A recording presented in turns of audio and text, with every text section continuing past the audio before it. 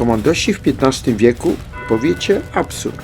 A jednak w lipcu 1464 roku oddział złożony z zaledwie 300 ludzi przeprowadził śmiałą akcję dywersyjną, która mogła wpłynąć na losy wojny 13-letniej z Krzyżakami. Dlaczego tak rzadko się o tym mówi? Tego nie wiem. Ale dziś przerwiemy to milczenie i odkryjemy historię wyprawy, której rozmachu, odwagi i precyzji mogłyby pozazdrościć współczesne jednostki specjalne, nawet Delta Force.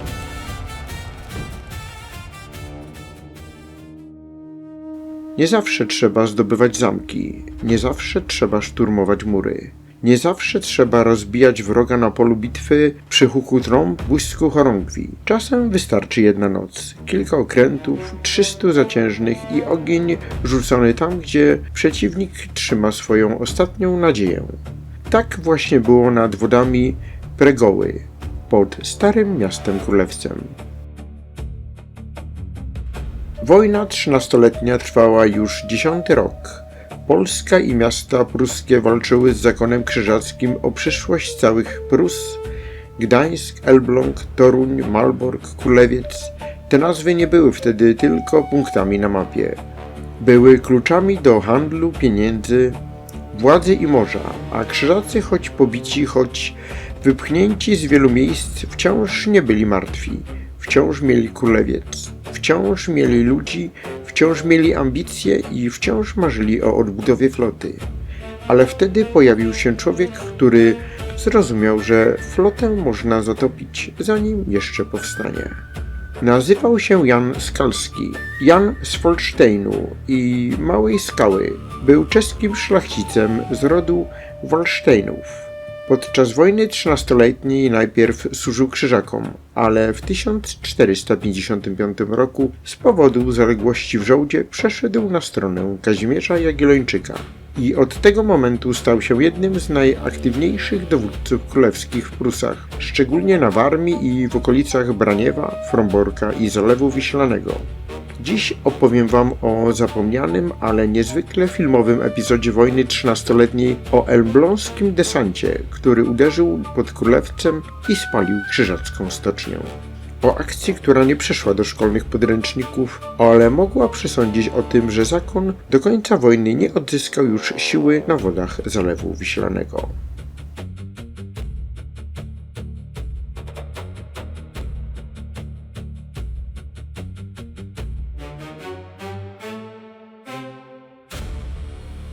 Rok 1454. Prusy mają dość. Miasta pruskie, kupcy, rzemieślnicy, część rycerstwa, wszyscy oni coraz ciężej znoszą władzę zakonu krzyżackiego.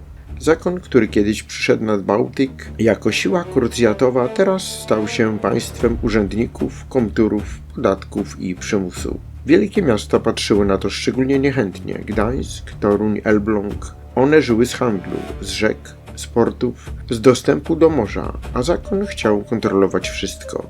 W końcu wybuchł bunt. Związek Pruski zwrócił się do króla Polski Kazimierza Jagiellończyka. Król przyjął Prusy pod swoją władzę. I tak rozpoczęła się wojna, która miała trwać 13 lat. Na początku wydawało się, że krzyżacy zostaną szybko złamani. Miasta pruskie przejmowały zamki, ludność buntowała się przeciwko zakonowi, a Polska wchodziła do gry jako potężny sojusznik. Ale zakon był uparty, doświadczony i wciąż miał pieniądze na zaciężnych. To nie była już epoka samych rycerskich wypraw. To była wojna pieniędzy, oblężeń, blokad, garnizonów i żołnierzy najemnych. Kto miał złoto, ten miał miecz. Kto miał porty, ten miał żywność. Kto miał flotę, ten kontrolował wodę. A w tej wojnie woda miała znaczenie ogromne. Wisła, Nogat, Zalew Wiślany, Pregoła to były arterie wojny. Kto panował nad nimi, mógł przewozić ludzi, zboże, broń i informacje. Kto tracił panowanie nad wodą, ten tracił oddech. Kiedy mówimy o średniowiecznej wojnie, widzimy najczęściej rycerzy. Konie, kopie, chorągwie, zbroje. Ale wojna 13-letnia miała też drugą twarz. Mokrą, mglistą, słoną od zalewowych wiatrów. Zalew Wiślany, dawniej nazywany Zatoką Świeżą, Stało się jednym z najważniejszych teatrów działań. Kto miał statki na zalewie, ten mógł wspierać miasta, atakować transporty, przeprowadzać desanty i zamykać przeciwnikowi drogę. Elbląg rozumiał to doskonale. To miasto nie tylko handlowe. Ono walczyło, wystawiało okręty, wspierało działania zbrojne, brało udział w wojnie nie jako bierny obserwator, ale jako aktywny uczestnik.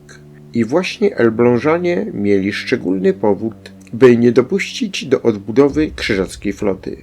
Bo jeśli zakon znowu wypłynie na zalew, wojna może się przeciągnąć. Jeśli królewiec odzyska siły na wodzie, Elbląg znajdzie się w niebezpieczeństwie. Jeśli krzyżacy odbudują okręty, znowu będą mogli uderzać tam, gdzie miasta pruskie czuły się najpewniej. Trzeba więc było zadać cios wyprzedzający. Nie czekać, aż flota zakonna wypłynie. Trzeba było spalić ją, zanim narodzi się z drewna, smoły, lin i żagli. Jan Skalski nie był postacią z pierwszych stron podręczników. Nie stoi w cieniu wielkich królów, hetmanów dlatego, że był nieważny. Stoi tam dlatego, że historia często zapomina ludzi od brudnej roboty. A Skalski był właśnie takim człowiekiem. Zaciężny, dowódca, wojownik praktyczny. Człowiek, który znał wartość żołdu, dyscypliny i zaskoczenia. W tej wojnie podobni ludzie byli bezcenni. Nie zawsze szli do walki z powodów ideowych. Często szli za pieniądzem. Ale gdy już walczyli, potrafili zmieniać losy kampanii. Skalski działał po stronie królewskiej wraz ze swoimi czeskimi zaciężnymi. Był związany z działaniami w rejonie Warmii i Dolnych Prus. Znał teren, znał przeciwnika. Rozumiał, że w tej wojnie nie wystarczy wygrać jednej bitwy. Trzeba było zniszczyć magazyny, przejmować przeprawy, paraliżować komunikację, odcinać zamki od zaopatrzenia. A przede wszystkim trzeba było myśleć szybciej niż wróg. Pod królewcem Skalski nie miał zdobywać miasta, nie miał sił na wielkie oblężenie, nie miał armii, która mogłaby stanąć pod murami i rozbić krzyżacką obronę. Ale miał coś innego. Okręty elbląskie, około 300 zaciężnych i cel, który był bardziej wrażliwy niż bramy miasta – łasztownię. Dziś słowo łasztownia brzmi staro, prawie zapomnianie, ale w średniowiecznym porcie było to miejsce ogromnie ważne. To tam budowano, remontowano jednostki pływające. Tam gromadzono drewno, liny, maszty, żagle, smołę i narzędzia. Tam pracowali cieśla okrętowi, rzemieślnicy, ludzie portu. Łasztownia była dla floty tym, czym kuźnia dla armii. Bez niej nie było nowych statków, bez niej nie było napraw. Bez niej nawet najlepszy plan morski pozostawał tylko marzeniem. Królewiec położony nad Pregołą miał ogromne znaczenie. Był jednym z najważniejszych punktów zakonu w końcowym okresie wojny. Skoro inne pozycje krzyżackie słabły, królewiec stawał się tym najcenniejszym. I właśnie tam krzyżacy mogli próbować odbudować swoją obecność na wodach Zalewu Wiślanego. Skalski i Elblążanie uderzyli więc nie w symbol, ale w mechanizm. Nie w chorągiew, nie w wieżę zamkową, nie w kościół. Uderzyli w miejsce, gdzie zakon mógł odzyskać flotę. To była logika wojny nowoczesnej, choć rozgrywanej w średniowiecznych realiach. Zniszcz nie tylko żołnierza, zniszcz możliwość jego powrotu. Wyobraźcie sobie tę scenę. Jest początek lipca, nad Woną unosi się mgła, okręty elbląskie suną przez Zalew Wiślany. Na pokładach stoją zaciężni Jana Skalskiego. Nie ma tu wielkich parad, nie ma trąb, nie ma chorągwi rozwiniętych na słońcu. Jest cisza. Taka cisza, jak poprzedza napad. Przed nimi ujście Pregoły. Dalej Królewiec. Miasta, którego nie mogą zdobyć, ale mogą je zranić. Okręty wpływają w ujście rzeki. To moment najniebezpieczniejszy. Jeśli zostaną zauważeni, jeśli prąd, mielizny albo straże zatrzymają wyprawę, cała akcja może zakończyć się katastrofą. Ale Elblążanie znają te wody. Wiedzą, gdzie płynąć, wiedzą, jak podejść, wiedzą, że szybkość jest ich najlepszym sprzymierzeńcem. Wreszcie pada rozkaz. Desant. Zaciężni schodzą na brzeg, około 300 ludzi. Wystarczająco dużo, by siać zniszczenie. Za mało, by wdawać się w długą walkę o miasto. Ich zadanie jest proste: dotrzeć do łasztowni, spalić ją, zabrać co cenne i wycofać się, zanim królewiec otrząśnie się z zaskoczenia. To nie jest bitwa w klasycznym sensie, to rajd, cios nożem, uderzenie w bok przeciwnika. Ludzie z Skalskiego ruszają. Pod Starym Miastem Królewcem zaczyna się chaos. Straże nie spodziewają się takiego uderzenia. Zaciężni Skalskiego wpadają w okolice portowe. Padają pierwsze krzyki.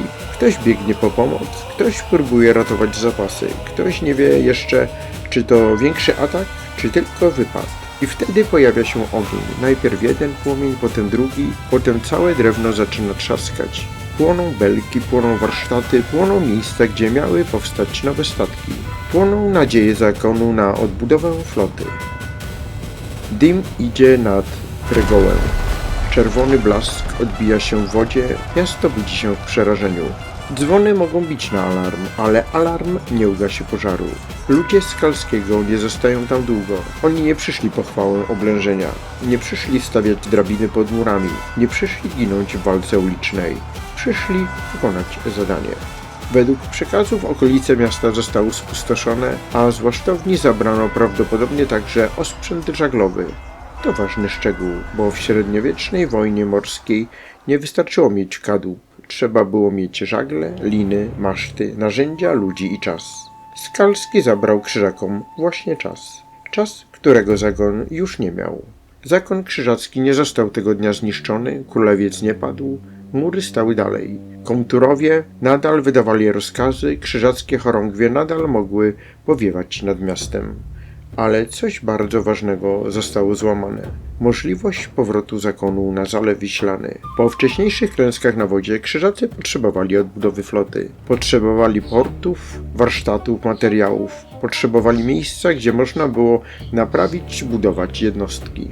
To był cios nieefektywny w sensie wielkiej kronikarskiej bitwy, ale strategicznie niezwykle dotkliwy. Bo od tej chwili zakon miał coraz mniej narzędzi, by zagrozić miastom pruskim na wodzie.